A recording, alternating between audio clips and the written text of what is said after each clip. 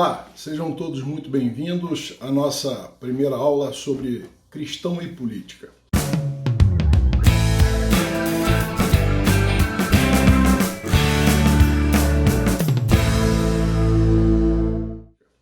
Nós precisamos compreender que, apesar de sermos cristãos, apesar de defendermos uma religião, ou um posicionamento, uma ideologia, um estilo de vida, ou uma crença, ou uma fé, nós não deixamos de ser cidadãos.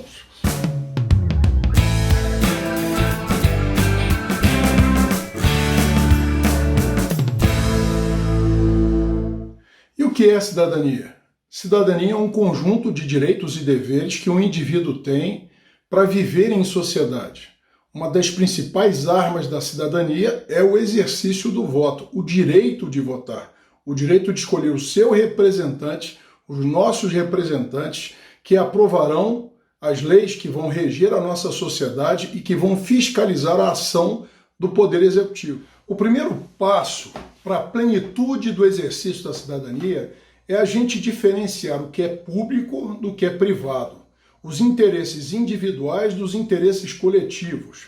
É preciso que nós compreendamos que, embora a gente faça parte de uma instituição religiosa, ou de um grupo social, ou de uma família, os nossos interesses não podem se sobrepor aos interesses dos outros indivíduos, dos outros cidadãos. Por isso que é importante a gente diferenciar igreja de Estado. É importante a gente diferenciar governo de religião. As coisas ficam muito claras quando nós pensamos como cidadãos. Cidadania, então, é exercer um grupo de direitos e deveres, mas que seja em prol da sociedade onde a gente vive. Nós temos o direito de manifestação, nós temos a liberdade de pensamento, nós temos a liberdade de nos pronunciar, nós temos a liberdade de nos manifestar, mas é preciso respeitar o mesmo direito e os mesmos interesses das outras pessoas. O que tem acontecido na nossa vida é algo extremamente preocupante. Nós temos acompanhado nos últimos tempos os membros das igrejas, os cristãos, e olha, veja, eu não estou falando aqui de cristãos evangélicos, eu não estou falando aqui de cristãos católicos, eu não estou falando aqui de cristãos espíritas, eu estou falando de cristãos, daqueles que acreditam em Jesus Cristo. Nós sempre procuramos, evidentemente, fazer aquilo que nós acreditamos que corresponda aos conceitos do nosso Senhor e Salvador Jesus Cristo, que corresponda aos conceitos daquele que morreu na cruz por nós, aquele que veio à terra e se sacrificou por todos os homens.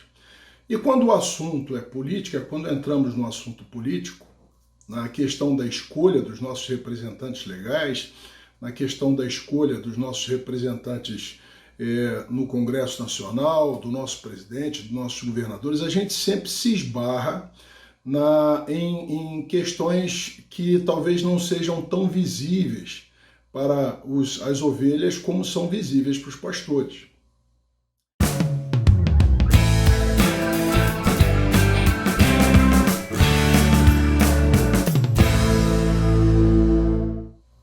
Sem nenhuma crítica, sem nenhuma intenção aqui de conduzir o pensamento de ninguém, ou de resistir ao pensamento de ninguém, ou de colocar qualquer ovelha contra o seu pastor, a igreja cristã, no decorrer dos séculos, no tempo em que participou das decisões políticas no mundo todo, sempre teve uma influência muito grande, e essa influência sempre foi dada, ela sempre foi exposta de acordo com os interesses dos seus líderes. Basta que a gente volte um pouco no tempo. Basta que a gente volte um pouco no período em que o presidente Lula foi eleito pela primeira vez presidente da República.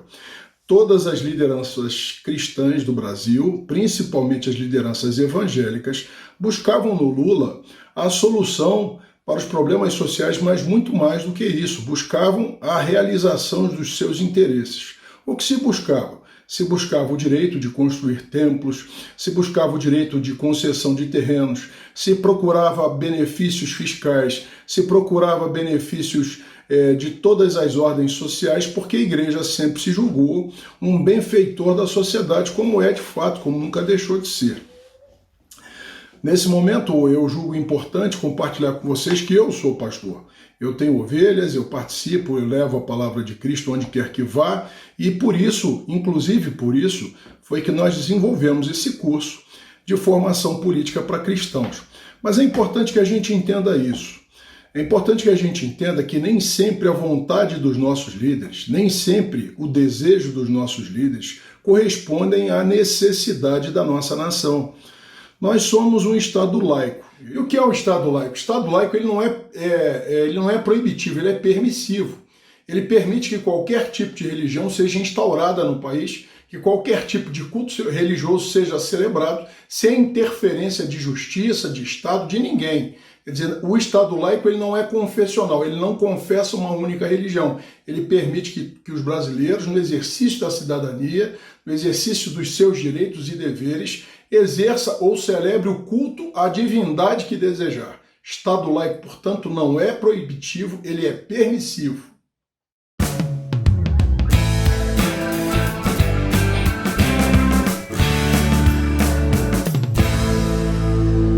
Por que a gente não é um Estado cristão, já que 83% da população é cristã?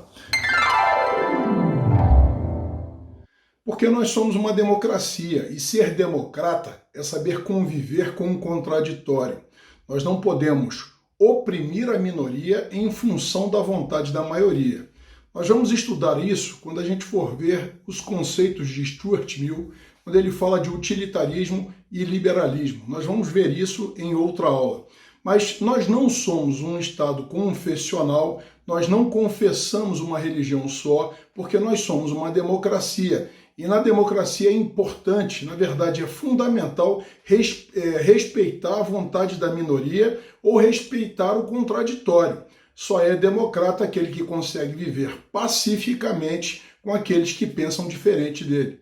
Nós não podemos impor a ninguém uma religião, nós não podemos impor a ninguém uma confissão. Isso é ditadura, seria uma ditadura religiosa. Alguns países do Oriente Médio impõem aos seus cidadãos uma religião, e aqueles que são contra a religião da liderança do país é colocado em sacrifício, é morto, é degolado, é queimado em praça pública. Nós não vivemos numa ditadura, nós vivemos numa democracia, então não se pode impor uma ditadura religiosa no país.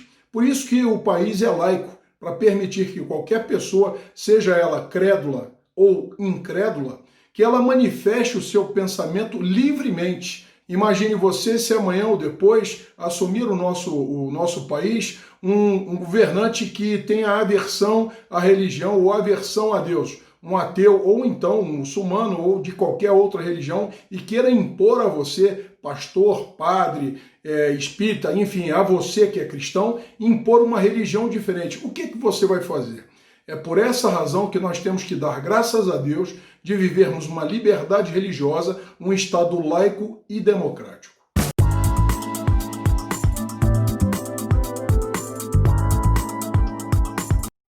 Nesse curso, o que a gente pretende mostrar para vocês? A diferença entre Estado e religião, entre governo e igreja.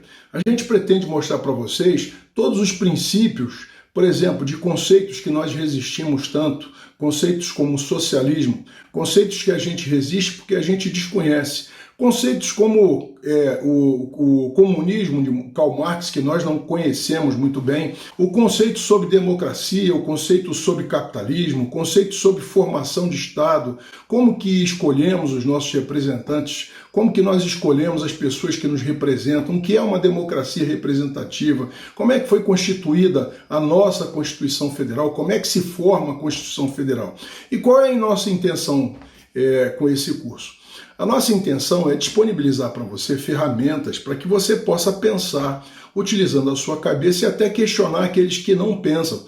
Aqueles que não pensam não quer dizer que são pessoas que não são inteligentes. São pessoas que não se preocupam com o fato de vivermos num país democrático, onde a soberania do país é exercida pelo povo.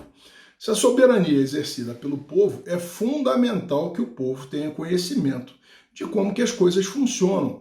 de como se escolher um representante, como analisar se esse representante escolhido realmente é uma pessoa boa, é uma pessoa com boas propostas, se as propostas que eles fazem são factíveis. Para você ter uma ideia, nós fizemos uma enquete recentemente de um grupo que me contratou para fazer essa enquete, e uma das perguntas que a gente fez na nossa enquete era o seguinte: você quer ser deputado? Isso não foi nessa eleição, porque a eleição de 2020 será a eleição para vereadores, mas na eleição passada. Você quer ser deputado por qual motivo? A pessoa responde o seguinte: olha, eu estou desempregado, eu tenho 3 filhos para criar e eu quero ser deputado para poder garantir o sustento dos meus filhos. As pessoas confundem o exercício da democracia, exercício do mandato eletivo com profissão. Bom, deputado, senador, vereador, isso não é profissão. Isso é como se fosse um sacerdócio. A pessoa se dedica para o exercício dessa atividade em benefício da sociedade e não em benefício próprio. Isso é importante a gente entender para a gente saber como definir, como escolher e como manter aquelas pessoas que atendem às necessidades do Estado, a necessidade do governo e a necessidade da nação. É preciso que a gente faça essa diferenciação. Essa é a nossa primeira aula, eu espero que você tenha gostado, é uma introdução, você vai ver que é uma introdução no nosso conteúdo programático do nosso curso. Nós vamos nos debruçar a cada conceito da política, socialismo, liberalismo, utilitarismo, todos os conceitos filosóficos da política e principalmente nas questões técnicas. Como que se escolhe um deputado, por que o número de deputados é o número definido pela Constituição, qual é o número de senadores, quantos deputados estaduais tem no Brasil, como é que escolhemos, o que a gente pode cobrar, quais são os nossos direitos e quais são os nossos deveres como cidadãos brasileiros.